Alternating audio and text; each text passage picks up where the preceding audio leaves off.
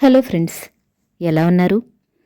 మీరు చేసింది ఏదైతే ఉందో అదే మళ్ళీ తిరిగి మీ ముందుకే వస్తుంది. చూడండి, దీనికి ఏ తేడాలు ఉండవు.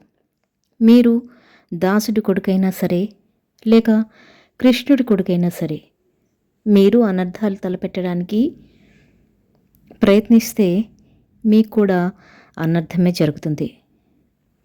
చెడు కర్మలు చేస్తే వారికి చెడే జరుగుతుంది. శుభం కోరి యజ్ఞం చేస్తే శుభాలనే పొందగలుగుతారు. అదే అశుభమనే అగ్గి పెడితే ఎంతటి వారైనా సరే కాలి బూడిదైపోతారు. గుర్తుంచుకోండి. అందరికీ ఈ ప్రశ్న విచిత్రంగా ఉండొచ్చు. రోగం అనేది మనసుకు వస్తే ఏం చెయ్యాలి ఎప్పుడైనా ఆలోచించారా? అన్నింటికంటే ముందు ఆధారాన్ని చూసుకోండి.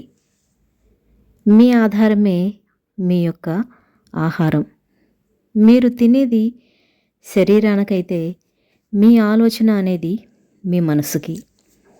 అందువల్ల మీ ఆలోచనల్ని సానుకూలంగా సాగనివ్వండి.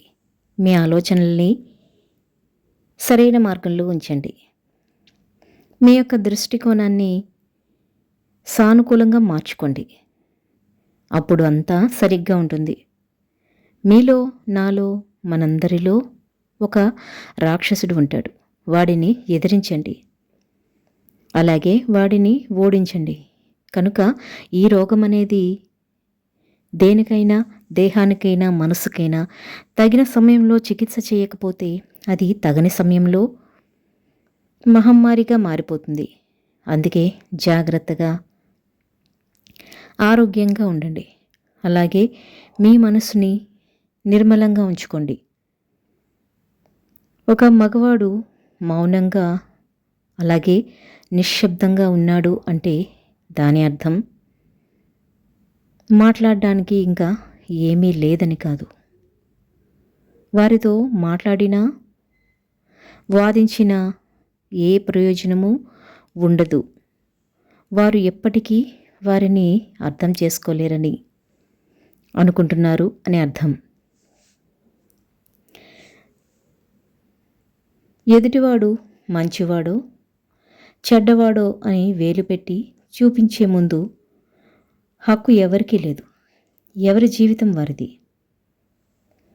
నచ్చితే మాట్లాడు, లేదంటే వదిలే, అంతే.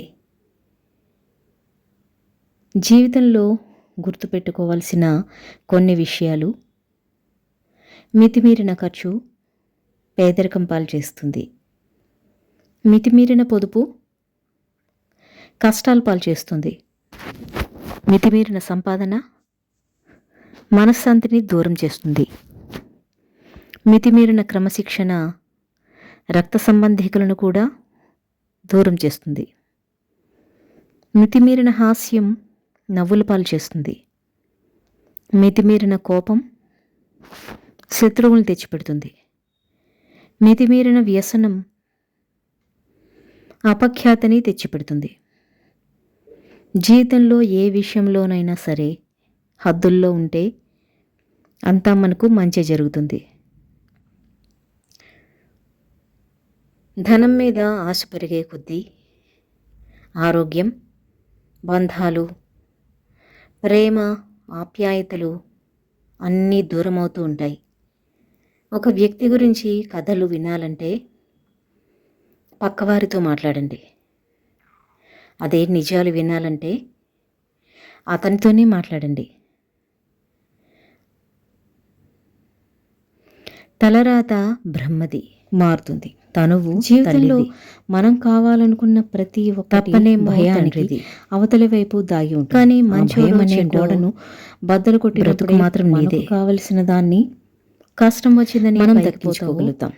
లైఫ్లో ఎదురయ్యే కష్టాలే ఆర్డినరీ ముందుకు ఎక్స్ట్రాడినరీ వ్యక్తులుగా మార్చేస్తాయి. నిర్ణయం నీది. తుఫాను తట్టుకుని నిలిచినవే బలమైన చెట్లు. జ్ఞానం అలాగే జీవితంలోని బలమైన తుఫాను. ఏం మాట్లాడాలో ఎదుర్కొని నిలిచి సంస్కారం అనేది తిరిగిలేని వారిగా రూపాంతరం. ఎలా మాట్లాడాలో మీ మాటలు, మీ ఆలోచనలు కేవలం సామర్థ్యం ఎంత మాట్లాడాలో మాత్రమే కాదు, మీతో పాటు తెలివి చాలా మంది మూడ్ను కూడా మాట్లాడాల్సి చేస్తాయి.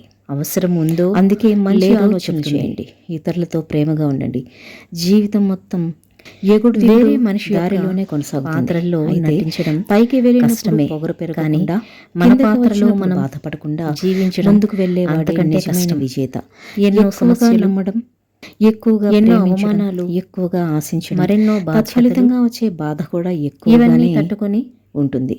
అర్ధరహితమైన మాటలతో ఎవడు జీవిస్తాడో నిశ్శబ్దమైన కథానాయకుడు. నీకు కావలసిన దానికోసం శ్రమించకుండా పోగొట్టుకున్న దానికోసం అద్దె ఇంట్లో ఏడవడం మూర్ఖత్వం అవుతుంది. సొంత ఇంట్లో ఆలోచన వాడికి మరియు ఆచరణ ఈ రెండేళ్ల ఆలోచన ప్రాధాన్యత అద్దె 20% మాత్రమే. ఎప్పుడు ఆచరణ మీదే మన విజయం ఇల్లు ఖాళీ చేస్తాడు. అదే అమ్మ సొంత ఇంట్లో ఉన్నవాడు ఈ లోకంలో మరెక్కడా దొరకదు. వారి రుణం జ్ఞానికి ఈ శరీరం ఉన్న ఒకే ఒక్క మార్గం సంతోషంగా ఉంచడమే. సూర్య భగవానుడు చీకటిని చీల్చి లోకానికి సాధించాలని వెలుగును ప్రసాదించినట్టుగా మన జ్ఞానం మన చుట్టూ ఉన్నవారి జీవితాన్ని అడ్డంకులు అంధకారాన్ని పారద్రోలి 10 మందికి విజయాన్ని ఎవ్వరూ నిద్రని బద్ధకాన్ని ధైర్యాన్ని జయించిన వారికి ఈ లోకంలో సాధ్యం బాధపడేది లేదు. మనం ఎవరైనా మాట్లాడి బాధలో ఉన్న వారికి ఓదార్పుని, వారికి చేసే సాయం కష్టాల్లో ఉన్న వారికి ఎందుకంటే ఆకలి తీర్చాలి. మనం ఆలోచించే ఆలోచనలు కొత్త తరానికి మార్గం కావాలి. కాలమే చెప్తుంది. రక్తపు బొట్టు నేలను తడపనిదే యుద్ధం గెలవలేదు. తగిలిన ప్రతి గాయాన్ని చెమట చుక్క చెందనిది జ్ఞాపకంగా జీవితంలో విజయం సాధించలేం. గెలుపు నుండి ఆ తగిలిన ప్రతి గాయాన్ని ఓటమి నుండి పుట్టే కసి అత్యంత పాఠంగా మార్చుకుంటే మనం మంచి చేస్తున్నప్పుడు అభినందించి తప్పు చేస్తున్నప్పుడు మందలించేవాడు స్నేహితుడే. అయితే మనం తప్పు చేస్తున్నా లేక ఒప్పు చేస్తున్నా ఎల్లప్పుడూ మనం బాధపడేవాడే అక్కడే ఉండిపోకూడదు. మనం ఆలోచించే ఈసారి ఆలోచనలు జాగ్రత్తగా నడవలాగే సంతోషపెట్టగలవు. మనం వాటిని ఈ డబ్బు అనేది జీవితాలనే మార్చివేసి ఉపయోగిస్తున్నామన్న దాని మీదనే మన డబ్బులే ఆధారపడి ఉంటుంది. కూరగాయలు వండుకొని తినేవారు డబ్బు గలవారు అయ్యాక పచ్చి కూరగాయలు తింటూ బ్రతుకుతున్నారు. డబ్బులు లేనప్పుడు గుడికి భక్తిగా దర్శనం కోసం వెళ్ళేవారు.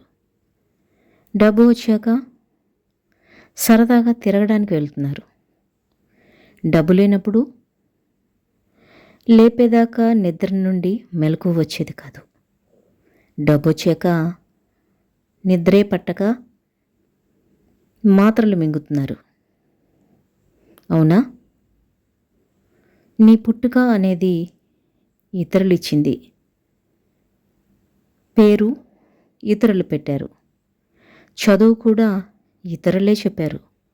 సంపాదన ఇతరులు ఇచ్చిందే. గౌరవం ఇతరులే ఇచ్చారు. మొదటి స్నానం ఇతరులే చేయించారు. ఆఖరి స్నానం కూడా ఇతరులే చేయిస్తారు. అంత్యక్రియలు ఇతరులే చేస్తారు. మరణానంతరం నీ వస్తువులు ఆస్తి కూడా ఇతరులే తీసుకుంటారు. మరెందుకని నేను నాది అనే అహంకారం నీకు? అహం వీడితేనే కదా సహకారం అనేది పెరిగేది. ఎప్పుడు నవ్వుతూ ఉండు. అప్పుడు ఈ ప్రపంచంలో నీకన్నా అందంగా ఎవరు ఉండరు. ప్రకృతి అద్దం రెండు ఒకటే. అద్దం నువ్వెలాగుంటే అలానే చూపిస్తుంది. ప్రకృతి నువ్వు దేన్నైతే కాపాడితే అది నిన్నంత కాపాడుతుంది. మనం నివసిస్తున్న ప్రపంచం మన యొక్క ఆలోచనల ఫలితమే. మన ఆలోచనలు మారనంత వరకు ఈ ప్రపంచం కూడా మారదు. నవ్వడం అలాగే నవ్వించడం అలవాటైతే జీవితంలో ఎలాంటి ఒడిదుడుకులు ఉండవు.